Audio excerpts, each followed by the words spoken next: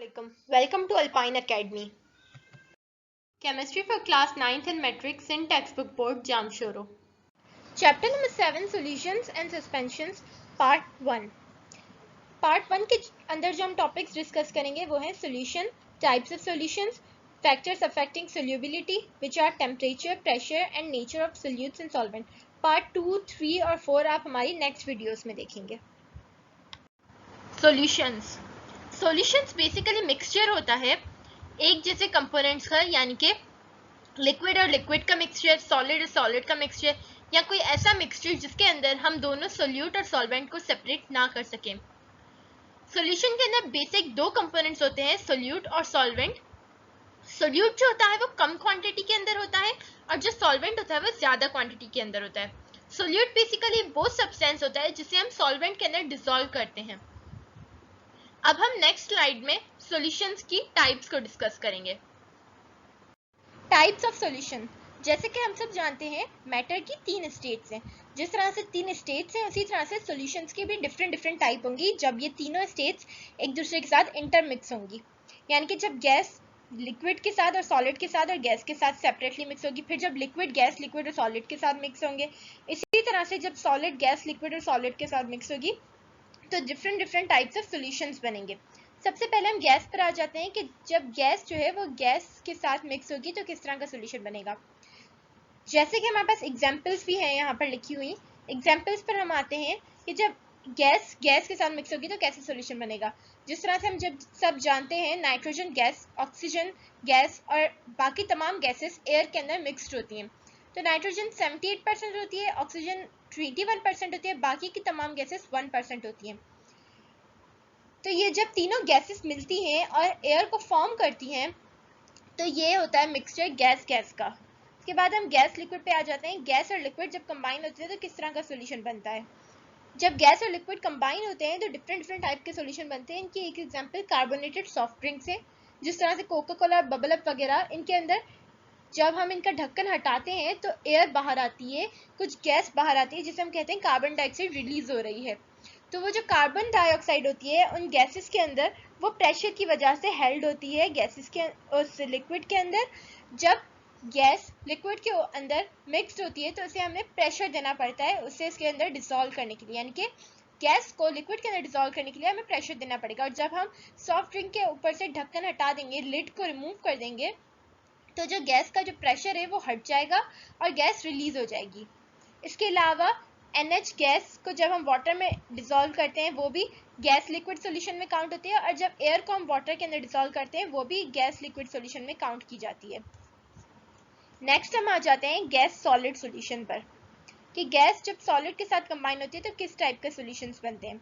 जब gas solid के साथ कंबाइन होती है तो डिफरेंट सॉल्यूशंस बनते हैं. यहाँ पर एक एग्जांपल है हाइड्रोजन गैस की कि जब हाइड्रोजन गैस पैलेडियम मेटल जो कि एक सॉलिड है उसके साथ कंबाइन होती है तो जो सॉल्यूशन बनता है वो सॉलिड सॉल्यूशन होता है. सॉलिड और गैस का सॉल्यूशन होता है जिसे हम कहते हैं सॉलिड गैस या गैस सॉलिड सॉल्यूशन. इसके अलावा नेक्स्ट हम आ जाते हैं लिक्विड गैस सॉल्यूशन पे कि जब लिक्विड गैस के साथ कंबाइन होता है तो किस तरह से बनता है. अब लिक्विड्स पे आते हुए मैं आपको बताती चलूँ कि लिक्विड भी सेम ही तरीके से लिक्विड गैस, लिक्विड और लिक्विड सॉलिड सॉल्यूशंस बनाएगा. तो जब लिक्विड गैस सॉल्यूशन बनेगा तो क्लाउड की हम एग्जांपल ले सकते हैं कि जब वाटर वेपर्स एयर के साथ मिक्स हो जाते हैं तो वो क्लाउड फॉर्म करते हैं. उस क्लाउड के अंदर वाटर फिल्ड होता है लेकिन हमें वो जो नज़र आ रहा था वो एयर लगती है या हम कहें कि एक बबल्स लगते हैं जो कि हमें क्लियरली हम नहीं बोल सकते कि लिक्विड है, क्योंकि लिक्विड अगर हो सिर्फ तो वो फौरन जमीन की तरफ फॉल हुआ. वो एयर और लिक्विड का मिक्सचर होता है, एयर और वाटर का मिक्सचर होता है जिसे हम क्लाउड कहते हैं. इसके अलावा स्टीम, जब लिक्विड एयर के साथ मिक्स हो जाए या वेपोराइज हो जाए तो स्टीम की फॉर्म में आ जाएगी, जो कि है एक एग्जांपल लिक्विड गैस सॉल्यूशन की. फिर हम आ जाते हैं लिक्विड सॉल्यूशन में. लिक्विड्स को लिक्विड्स के साथ मिक्स करते हुए हमने बहुत दफ़ा देखा है. जिस तरह से हम सिरप्स होते हैं, सिरप को किसी एक सिरप को दूसरे सिरप में मिक्स कर देना, वाटर के साथ मिल्क को मिक्स करना, मिल्क के साथ टी को मिक्स करना, विनेगर बनाना यानी कि एसिटिक एसिड को वाटर के साथ मिक्स करना, अल्कोहल को मिक्स करना वाटर के अंदर, ये सब लिक्विड सॉल्यूशंस हैं. उसके बाद हम आ जाते हैं लिक्विड सॉलिड सॉल्यूशंस पर कि जब लिक्विड सॉलिड के साथ कंबाइन होते हैं तो क्या बनता है. अमलगम. जैसे कि हम जानते हैं कि जब हम मरकरी को सोडियम मेटल के साथ मिक्स करेंगे तो वो अमलगम फॉर्म करेगा। सोडियम मेटल सॉलिड होता है, मरकरी वाहिद लिक्विड मेटल है, तो जब मरकरी के साथ हम सोडियम को ऐड करेंगे तो वो अमलगम फॉर्म करेगा और ये लिक्विड सॉलिड सॉल्यूशन की एग्जांपल है। इसके अलावा हम कहें कि वाटर के साथ हम किसी जेली पाउडर को मिक्स करें, जैसे कि हमारे घर में जो जेलीज बनती हैं या इसके अलावा जो जेलेटिन वाली पैकेट्स में जेलीज मिलती हैं वो सॉलिड फॉर्म में होती है। जब हम उसे वाटर के साथ मिक्स करते हैं, जो जेलेटिन होता है वाटर के साथ मिक्स हो जाता है और जो फ्लेवर और जो कलर ये सब वाटर के साथ मिक्स करके पाउडर जो होता है वो वाटर के साथ मिक्स होकर जेली फॉर्म करता है, जो कि सॉल्यूशन है लिक्विड और जेली, यानी कि सॉलिड और लिक्विड का सॉल्यूशन की एग्जांपल में आ जाते हैं। उसके बाद हम आ जाते हैं सॉलिड गैस सॉल्यूशन में, यानी कि जो स्मोक। सॉलिड किस तरह से गैस के साथ कंबाइन होगा? कार्बन पार्टिकल्स जो कि एयर के अंदर हैं वो कंबाइन हो जाते हैं एक दूसरे के साथ, तो वो फॉर्म करते हैं स्मोक, जो कि टाइप है सॉल्यूशंस की, सॉलिड गैस सॉल्यूशन की टाइप है। इसके बाद हम आ जाते हैं सॉलिड लिक्विड सॉल्यूशन में। जब हम शुगर के साथ वाटर को ऐड करें या फिर हम सॉल्ट के साथ वाटर को ऐड करें, किसी भी पाउडर के साथ या किसी भी हम कहें कि किसी भी सॉलिड चीज़ के साथ या सॉलिड चीज़ को हम वाटर के अंदर ऐड करें तो जो सॉल्यूशन बनेगा वो सॉलिड लिक्विड सॉल्यूशन होगा। उसके बाद हम आ जाते हैं सॉलिड सॉलिड सॉल्यूशन पे। अलॉयज हमने देखे हैं, जैसे कि ब्रास है, कॉपर, जिंक, ब्रॉन्ज, ये सब अलॉयज हैं। जब इनकी फॉर्मेशन होती है तो जो फॉर्म होता है वो सॉल्यूशन होता है सॉलिड सॉलिड सॉल्यूशन। जिस तरह से कॉपर और जिंक कंबाइन होंगे तो वो फॉर्म करेंगे ब्रास, जब कॉपर और टिन कंबाइन होंगे तो वो फॉर्म करेंगे ब्रॉन्ज, फिर जब कार्बन और आयरन कंबाइन होंगे तो वो फॉर्म करेंगे स्टील।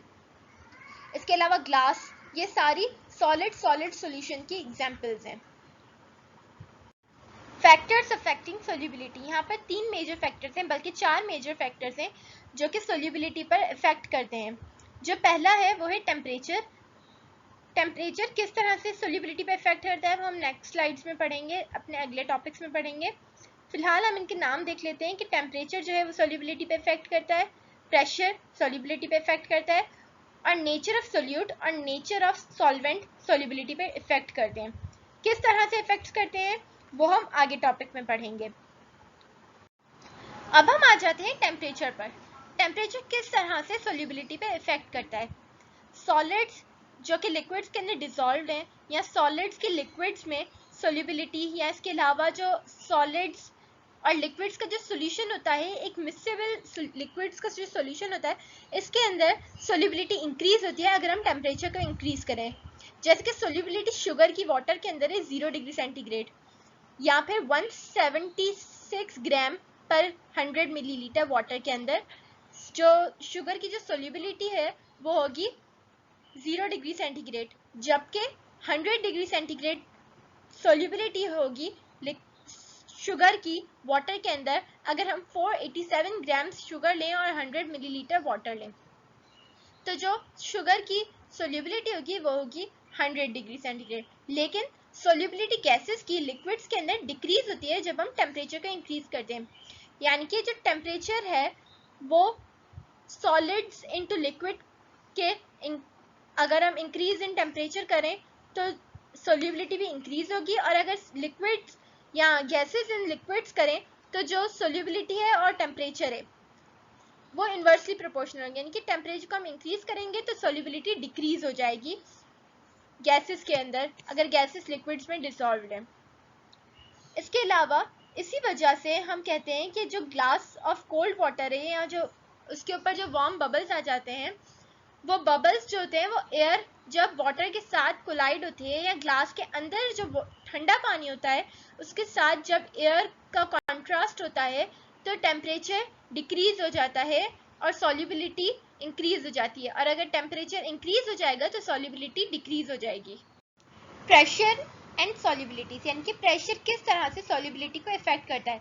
सॉलिड्स और लिक्विड्स के अंदर प्रेशर ज़्यादा कोई इम्पैक्ट नहीं डालता उनकी सॉल्युबिलिटीज के अंदर, लेकिन जो गैसेस हैं उनके अंदर सॉल्युबिलिटी डायरेक्टली प्रोपोर्शनल होती है। कैसे? जब लिक्विड्स के अंदर हम गैसेस को डिसॉल्व करते हैं तो जो लिक्विड्स हैं उनके अंदर उनके ऊपर जब हम प्रेशर डालते हैं, यानी कि सॉलिड और गैसेस और लिक्विड्स के अंदर जब हम प्रेशर डालते हैं तो उन पर सॉल्युबिलिटी की बहुत बड़ा इम्पैक्ट होता है। जैसे हमने प्रेशर डाला तो जो गैसेस के मॉलिक्यूल्स लिक्विड के ऊपर हैं वो लिक्विड के अंदर डिसॉल्व होना शुरू हो जाएंगे, डिसॉल्व होने की ट्राई करेंगे क्योंकि उनके पास कम स्पेस बच जाएगा। जब हम प्रेशर बढ़ाते रहेंगे तो लिक्विड्स के अंदर ये गैसेस के मॉलिक्यूल्स डिसॉल्व होना शुरू हो जाएंगे, जो कि ये प्रूव करता है कि जैसे जैसे हम गैसेस के ऊपर प्रेशर बढ़ाते जाएंगे तो वैसे वैसे सॉल्युबिलिटी इंक्रीज होती जाएगी गैसेस के अंदर। यानी कि गैसेस के अंदर सॉल्युबिलिटी डायरेक्टली प्रोपोर्शनल है प्रेशर के। इसे हेनरीज लॉ डिफाइन करते हैं कि जो m है यानी कि अमाउंट ऑफ गैस जिसे हम डिसॉल्व कर रहे हैं वो डायरेक्टली प्रोपोर्शनल है प्रेशर के, यानी कि हमने कितनी अमाउंट ऑफ गैस को हम डिसॉल्व कर रहे हैं वो डायरेक्टली प्रोपोर्शनल है प्रेशर के। इसके यूजेस ये हैं कि the effect is used in manufacture of bottle soft drinks as Coca Cola, 7up etc।